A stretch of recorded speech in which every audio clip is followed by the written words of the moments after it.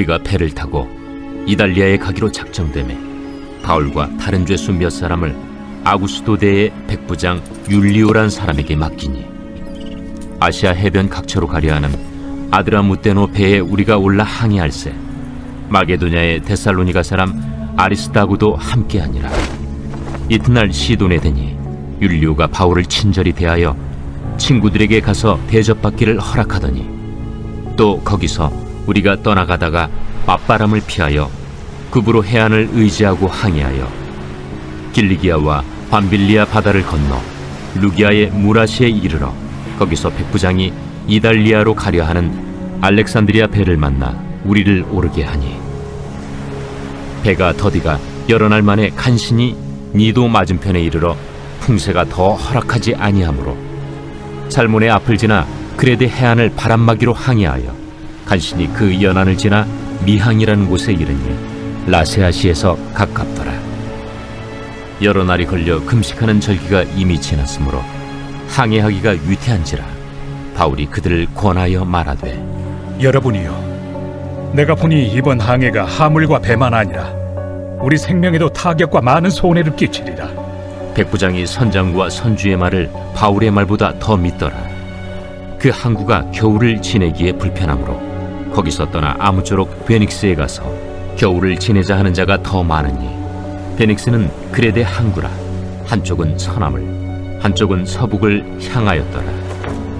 남풍이 순하게 불매 그들이 뜻을 이룬 줄 알고 닻을 감아 그레데 해변을 끼고 항해하더니 얼마 안 되어 섬 가운데로부터 유라굴로라는 광풍이 크게 일어나니 배가 밀려 바람을 맞추어 갈 수 없어 가는 대로 두고 쫓겨가다가 가우다라는 작은 섬 아래로 지나 간신히 거루를 잡아 끌어올리고 줄을 가지고 선체를 둘러감고 수르디스에 걸릴까 두려워하여 연장을 내리고 그냥 쫓겨가더니 우리가 풍랑으로 심히 애쓰다 이튿날 사공들이 짐을 바다에 풀어버리고 사흘째 되는 날에 배의 기구를 그들의 손으로 내버리니라. 여러 날 동안 해도 별도 보이지 아니하고 큰 풍랑이 그대로 있음에 구원의 여망마저 없어졌더라. 여러 사람이 오래 먹지 못하였음에 바울이 가운데 서서 말하되 여러분이여, 내 말을 듣고 그레데에서 떠나지 아니하여 이 타격과 손상을 면하였더라면 좋을 뻔하였느니라. 내가 너희를 권하노니 이제는 안심하라. 너희 중 아무도 생명에는 아무런 손상이 없겠고 오직 배뿐이리라. 내가 속한 바 곧 내가 섬기는 하나님의 사자가 어젯밤에 내 곁에 서서 말하되 바울아, 두려워하지 말라. 내가 가이사 앞에 서야 하겠고 또 하나님께서 너와 함께 항해하는 자를 다 내게 주셨다 하였으니 그러므로 여러분이여 안심하라. 나는 내게 말씀하신 그대로 되리라고 하나님을 믿노라. 그런즉 우리가 반드시 한 섬에 걸리리라. 바울은 하나님의 뜻에 따라 로마로 가게 되었습니다만 이 로마까지의 항해는 무척이나 위험했습니다. 복음을 위해 로마로 가는 바울이었지만 순탄하고 형통한 길만 놓여있지 않았던 그의 여정에는 오히려 험하고 무서운 여정들만 기다리고 있었습니다. 바울과 죄수를 태우고 가던 배가 풍랑을 만나서 좌초의 위기를 맞습니다. 바울은 이 항해의 위험성을 미리 알고 백부장과 선장 그리고 선주에게 경고했지만 일시가 미뤄지지 않고 예견된 위기가 찾아온 것입니다. 하나님보다 사람의 경험을 의지하는 우리의 습성인 것이죠.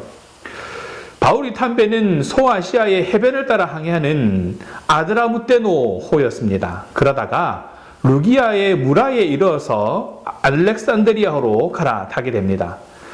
그런데 풍랑이 심하게 일어서 미항이라는 곳으로 대피하게 됩니다.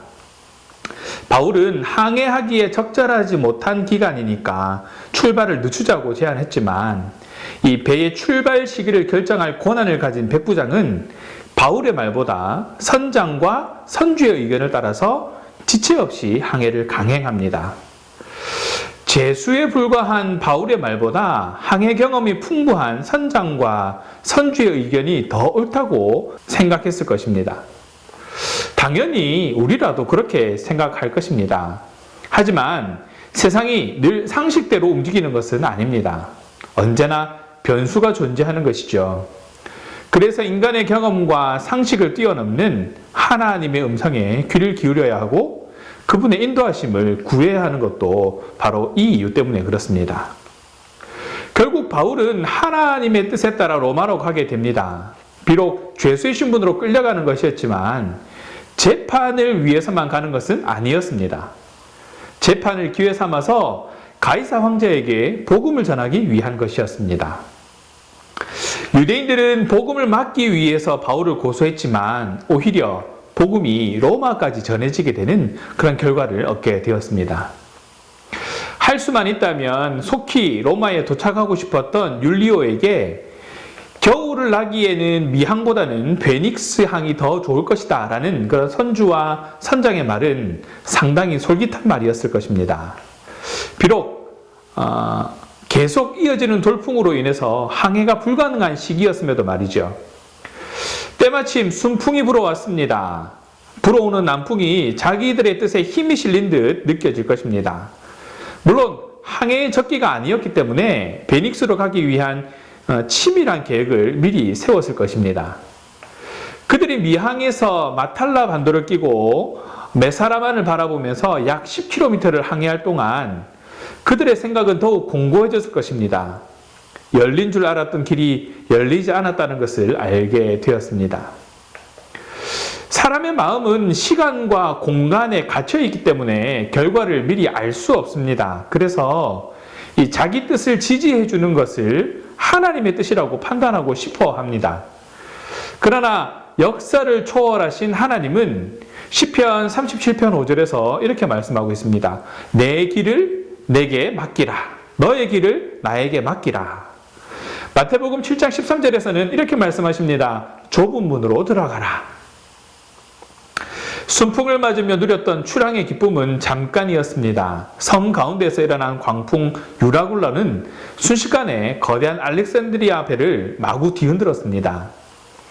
이전에 만났던 맞바람은 미약하게나마 방향을 잡아갈 수 있었지만 유리굴로는 방향을 잡을 생각조차 하지 못하게 할 정도로 아주 매서웠습니다.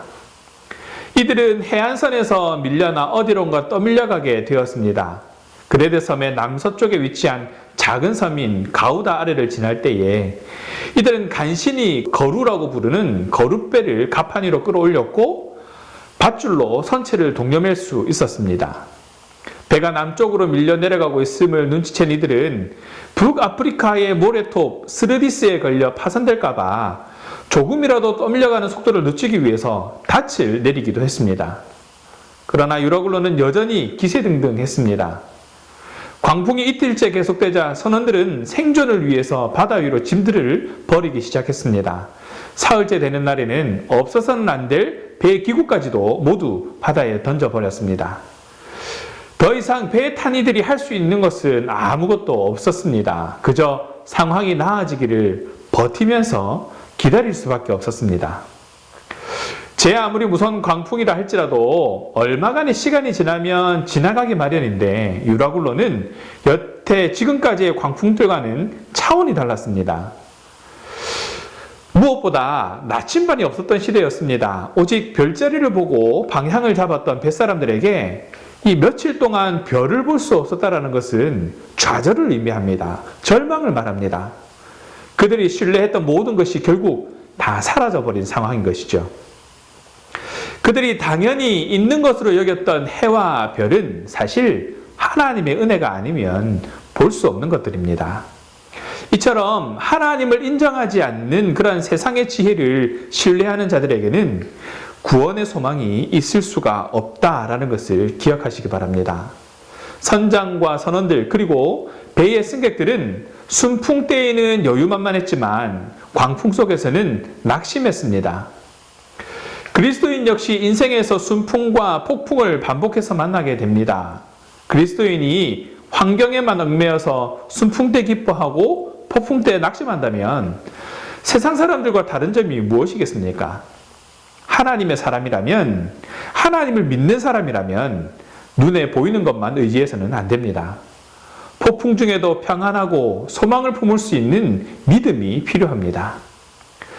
눈에 보이는 형편만 의지하는 것은 믿음이 없는 것이요 헛된 일임을 잊지 않는 그런 저와 여러분 되시기를 바랍니다.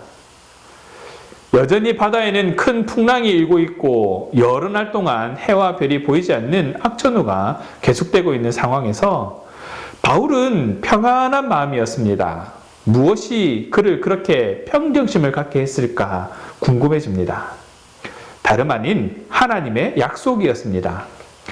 하나님의 천사가 바울을 찾아와 한 말이 있습니다. 24절입니다. 바울아, 두려워하지 말라.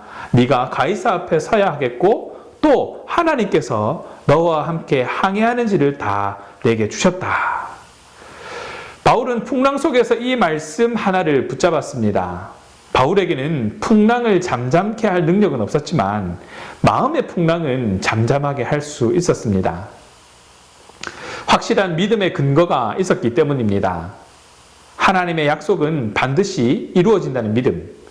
이 믿음의 근거는 말씀에 있었습니다. 믿음을 가진 사람들은 형편을 보지 않습니다. 믿음은 허황된 신념이 아닙니다. 당장 보이는 것이 없고 변하는 기미가 보이지 않는다 할지라도 하나님의 말씀에 대한 확신이 있다면 이런 믿음을 가진 사람은 능히 세상을 이길 것입니다. 말씀을 정리합니다. 바울로 하여금 미결수의 신분으로 감옥에서 2년을 보내게 하시고 광풍 유라굴로를 경험하게 하신 이유는 그가 요나와 같이 하나님의 말씀에 불순종했기 때문이 아니었습니다. 예수님께서 예루살렘을 향해 가시면서 각 성과 각 마을을 다니셨던 것과 같은 이유였습니다. 바울에게 이와 같이 고된 시간을 허락하신 이유는 분명했습니다. 죽음을 목전에 둔 276명, 그 바울을 포함한 276명의 생명을 구원하기 위한 것이었습니다. 바울을 로마로 이끌어 가시는 이유도 이와 같았습니다. 주님의 부르심을 받은 우리는 무엇을 기준 삼아 하루하루를 해석해 가고 있는지를 돌아보면 좋겠습니다. 형편보다 하나님의 말씀을 더 믿는 그러한 믿음이 저와 여러분의 믿음이 되시기를 바랍니다. 하나님의 말씀은 언제나 형편을 이깁니다. 그리고 두려움을 이기는 힘이 됩니다. 바울은 담대하게 고백합니다. 25절입니다. 나는 내게 말씀하신 그대로 되리라고 하나님을 믿노라. 믿음은 하나님이 말씀하신 것을 그대로 받아들이는 것입니다. 자기 감정이나 사견을 섞지 않고 말씀의 주체이신 하나님을 믿는 것이 바른 신앙입니다. 하나님은 우리 인생에 폭풍이 일기 전에도 폭풍 중에도 말씀하십니다. 우리는 하나님의 음성을 놓치지 말아야 합니다. 폭풍이 위험한 것이 아니라 하나님의 말씀을 듣지 않는 귀가 더 위험하기 때문입니다. 우리가 살아가는 세상은 하나님의 말씀으로 지어진 것임에도 불구하고 우리는 그 하나님의 말씀보다 세상을 더 의지합니다. 바울과 같이 말씀을 기준으로 삼아 변화된 삶을 살아가는 그런 삶을 살아가기를 소망하는 그리고 소망한 대로 결단하는 저와 여러분 되시기를 주님의 이름으로 축원합니다. 기도하겠습니다. 사랑의 하나님 감사합니다. 오늘 말씀을 통해 우리의 삶을 돌아보게 하시고 삶의 이유와 사명을 깨닫게 하신 하나님, 하나님의 뜻을 깨달아 삶으로 실천하며 귀한 열매 맺는 삶이 될 수 있도록 주장하여 주시기 원합니다. 우리에게 주어진 상황과 환경에 눈을 돌리는 삶이 아니라 하나님의 말씀을 기준 삼아 음성에 귀 기울이는 바른 신앙으로 살아가게 하시고 변화된 삶을 살아가며 세상에 선한 영향력을 끼치는 하나님의 자녀 되게 하여 주시옵소서. 그럼에도 주님께서 우리를 지명하여 불러주셨음을 기억하며 하루하루 유라굴로와 같이 느껴지는 그런 상황과 환경을 진리의 말씀을 기준으로 해석해낼 수 있기를 소망합니다. 항해와 같은 인생에서 상황에 따라 흔들리지 않고 어렵고 힘들수록 하나님의 보호하심과 인도하심을 더욱 신뢰하는 우리의 삶이 되게 하여 주시옵소서. 믿음으로 사명을 굳게 붙잡고 하나님의 지혜로 난관을 이기며 귀한 열매로 영광 돌리는 삶이 되게 하여 주시옵소서.